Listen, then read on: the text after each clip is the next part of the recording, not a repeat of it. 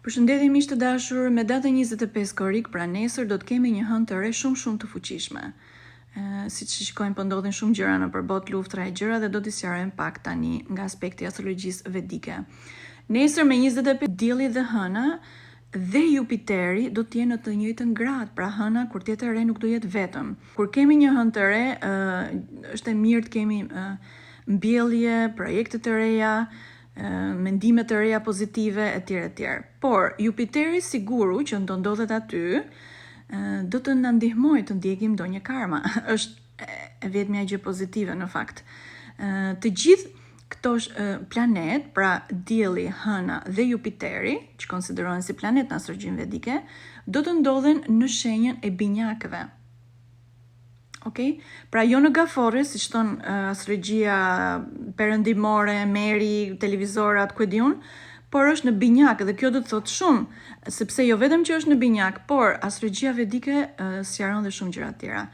Nga ana tjetër, në qiell, si më thënë, kemi dhe Marsin dhe Ketun që janë së bashku, ndikojnë shumë tek zjarri, luftat, aksidentet, stuhit, apo jo, kishim dhe një tërmet 4 ballsh sot në Tiranë në mëngjes. Po hëna e re është shumë e fuqishme, sepse hëna do të ndodhet në një yjsi që do të ketë pasoja minimumi 1 muaj, pra gjersa hëna të jetë e re përsëri. Dhe kjo hënë e re do të ndodhet në një yjsi që quhet Ardra. Në astrologjinë vedike, astrologjia vedike tregon gjërat saktësisht. Dhe Ardra zotërohet nga perëndia Rudra, që është perëndia e shkatrimit të natyrës, plus edhe Plutoj do të ndodhet shumë keq. Kjo në astrologji quhet si Jod, që do të në astrologjinë vedike, pra do të thotë Zoti po vë gishtin mbi ne, kur neve shkojmë në rrugë të gabuar, sidomos kur kemi ego të shumë të madhe.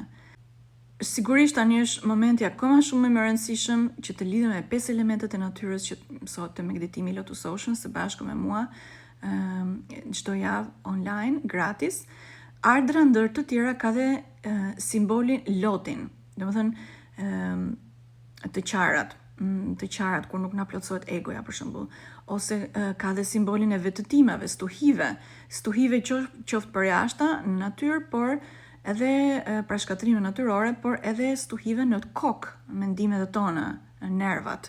Sigurisht kjo ndodh gjithçka për pastrim, në mënyrë që të pastrohemi. Është momenti sido që të jetë. Universi po na tregon që është momenti të tregojmë me vepra a je në anën hynore apo je në anën jo hynore. Dhe ana jo hynore ka shumë pasoja, ka shkatrim. Sidomos tani që Jupiteri ndodhet në binjak, kemi pra një mundësi shumë të mirë për tu lidhur me hynoren, nëpërmjet qëndërëzimit të trupit